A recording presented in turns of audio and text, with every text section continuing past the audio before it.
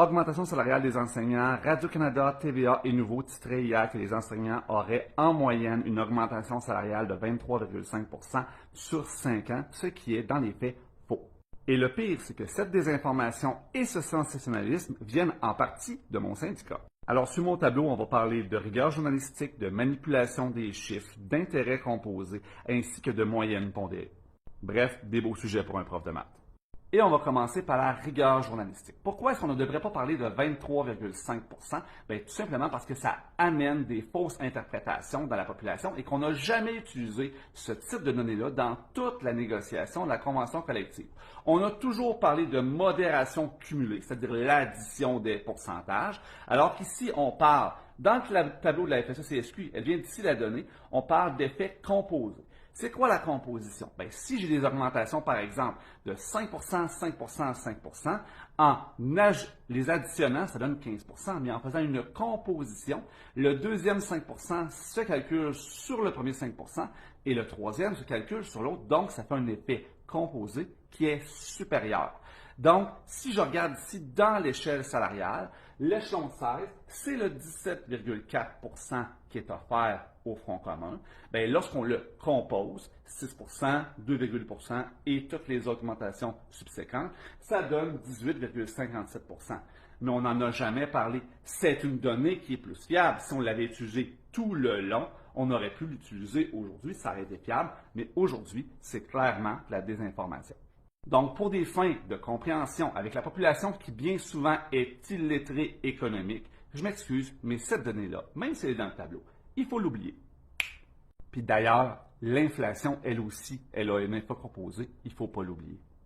Et maintenant, une aberration mathématique que n'importe quel prof de maths ou personne allumée va voir, c'est que la moyenne qui est calculée ici, elle n'est pas valable du tout. Et je rappelle que ça a été produit par mon syndicat. Donc, si je fais une moyenne arithmétique de ces données-là, j'additionne tout, je divise par 16 échelons, j'arrive effectivement à 21,48 %. Mais ce n'est pas valable parce que la répartition des enseignants dans ces échelons-là n'est pas uniforme. Il y a beaucoup plus de monde à l'échelon 16 qui n'a pas d'augmentation supérieure au 17,4 % que de personnes aux autres échelons. Et quand on sait qu'environ 40 % des enseignants vont prendre leur retraite d'ici 2030, ça nous dit qu'il y a beaucoup de monde à l'échelon 16 qui auront une augmentation de salaire de 17,4 %. Donc, j'ai fait une répartition à l'œil logique de quoi ça pourrait avoir l'air. Donc, si je regarde ici, j'ai mis 1 % et 1 % pour les échelons 1 et 2 parce que d'office, les enseignants, s'ils ont la formation, ils rentrent à l'échelon 3 avec le bac. Ensuite, j'en ai mis 7, 6 et 5 % sur les premières années parce qu'on sait qu'on a la moitié de nos enseignants qui quittent dans les 5 premières années. Répartition équitable pour les autres échelons et j'ai mis le restant, disons un 40 % à l'échelon 16 et j'ai été conservateur, je pense que c'est plus que ça.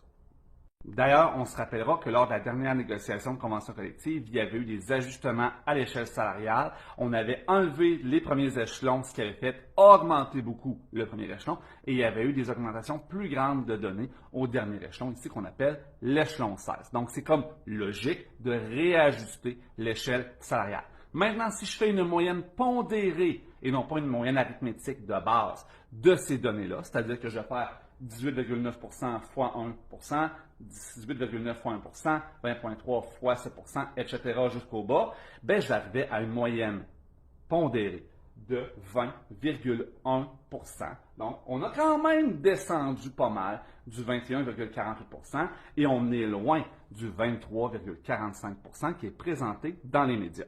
Maintenant, pourquoi le 21,48 % est-il dans le tableau alors que ce n'est pas une donnée valable? Bien, c'est soit de l'insouciance, de l'incompétence ou c'était là dans un but de manipuler les membres lors des votes. Donc, est-ce qu'il y a des augmentations de salaire supplémentaires de concertation aux enseignants? Oui, dans les faits, il y en a sur la majorité des échelons. Est-ce que ça touche tous les enseignants? Non.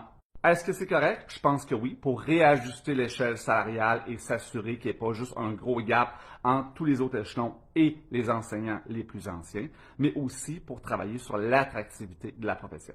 Maintenant, est-ce que ces augmentations de salaire-là sont correctes et ou justifiées? Bien, je vais réserver mon jugement dans une autre vidéo où je vais vous parler globalement de l'offre parce que je déteste parler juste de salaire. Donc, je t'invite à me laisser tes réflexions en commentaire, puis je te reparle de l'offre globale très bientôt.